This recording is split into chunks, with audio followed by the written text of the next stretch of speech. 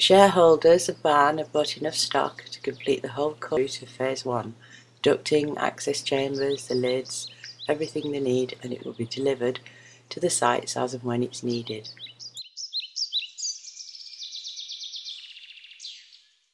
Massive reels of 24 core duct with a big duct inside it, right down to little reels of 7mm duct with 4,000 metres on them.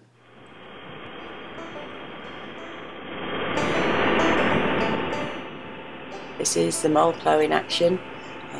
There's usually a man walking behind, making sure there's no stones overturned or sod sticking up, and he just keeps a general eye on things, so it's better to have two men doing a good job here.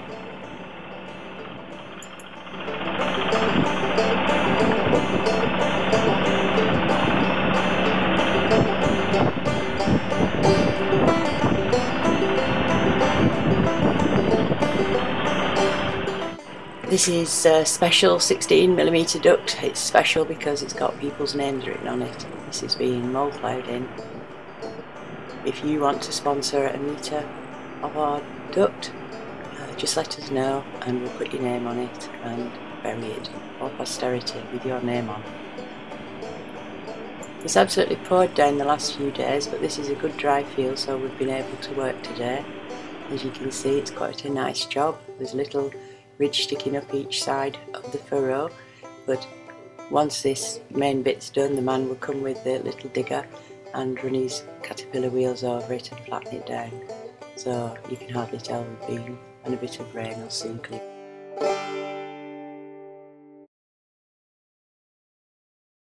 Every route we do follows a plan, and this was the plan to connect from this access chamber the bungalows and the houses on the left and join up to where we're digging today. So we had to go around the houses and under the road, and you can hardly see where we were yesterday. We've got under the road and now we're digging to meet it. So we're almost at the joints, and you'll see where it comes through the gate, under the road, into a hole, and we'll join it up.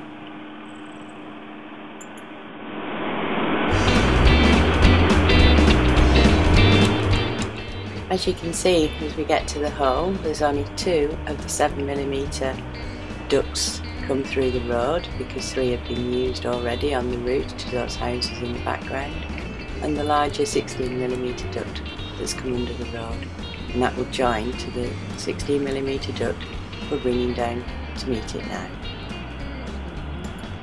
The 2 remaining little ducts will go away to houses just on the left out of the picture shot.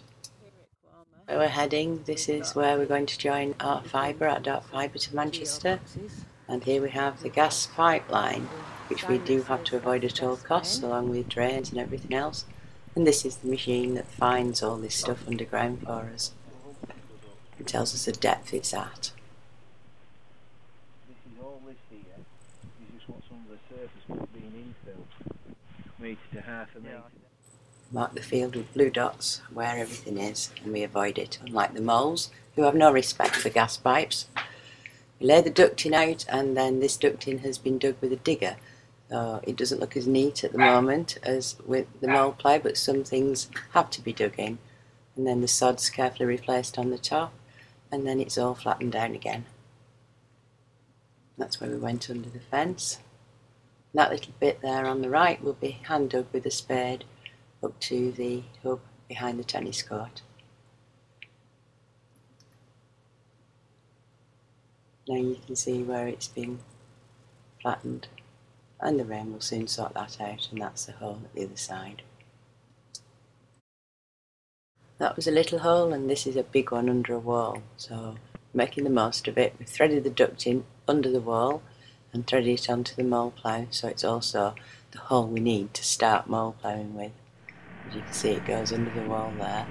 That's where it'll join the one that came down the field, and we're about to plough all the way down that field.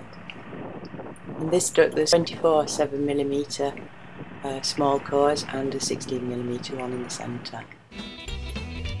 Again, we've got the jigsaw puzzle of sod to put back and flatten it down. This is the field we've just ploughed down, and the one before it, and the one before that, and under 2 walls in this access chamber. Now we're going to join them all up.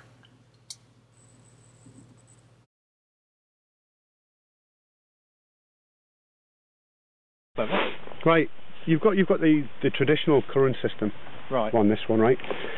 You've got your 7, 6, 7, 2 and 2.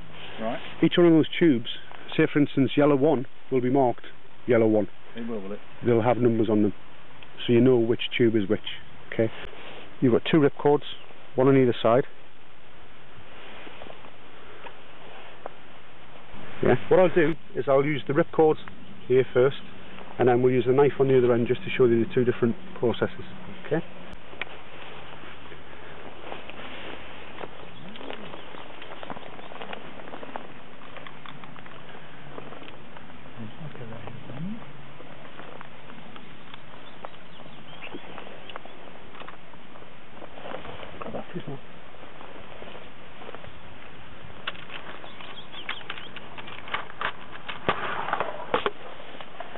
And there you go. Oh. And you can see there, look, you see all your numbers, so there's no confusion.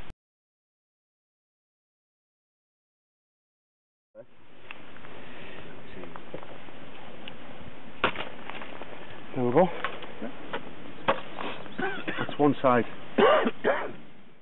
Oh, that's true, isn't it? It's easy on the hands as well. Nice and easy. You've got to try and keep it in between the gap in the tubes all the time. Straight as well, because if you start pulling it at an angle, that's when the blade's going to pop out. For all your techno. So you can lift up this collet with your fingers to push the metal teeth back, and then just slide it off. If I didn't do that, fucking hike. I wouldn't say it was sunny. It's difficult buying anything that's actually made in Britain. It's quite, it's a pleasure to deal with a British company. a plant option place. Sorry? It's a big plant option there, didn't there? Yeah. God, that was many moons ago. A bit more. It's always best to cut it too long. Yeah, the inside tube's connected now. And they're all green one, staggered, so green one and red one. Not all staggered, so it keeps the diameter of the connection small. Okay. So thick one. Started working in the middle with the 1410. That's where I started. And then from that work into the middle inside layer, the small white tubes. Then from that bring it out to the outside and connect them up. Okay. On there, you've got a nice gradual twist on it. Okay. And you can see how all the connectors are all staggered. Yes. There's no point in having connectors in one place because you're going to end up with a tube bundle that's that big. Yeah. Now, you've got your sheath here. All right. That's scrap. Use it to put back over the tube bundle. Okay. So you've already cut it off. That's all you would do.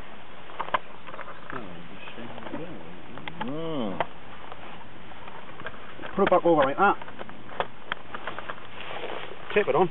Done. So it comes in there.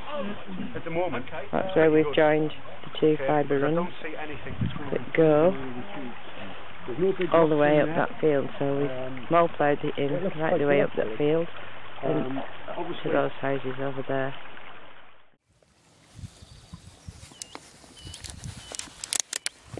Move back a bit more, please. Yep.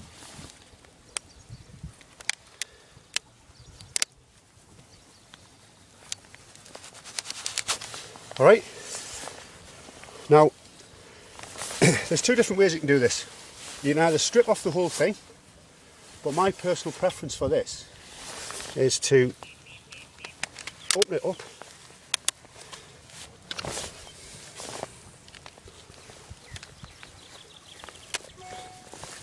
Can you just put your foot on there, please? Mark, can you keep hold of it at the back? Cheers, mate. That's all you would do. Select the tube. Cut the tube, okay. Your rounding tool, the little orange rounding tool, you would round it off. Push your connector on.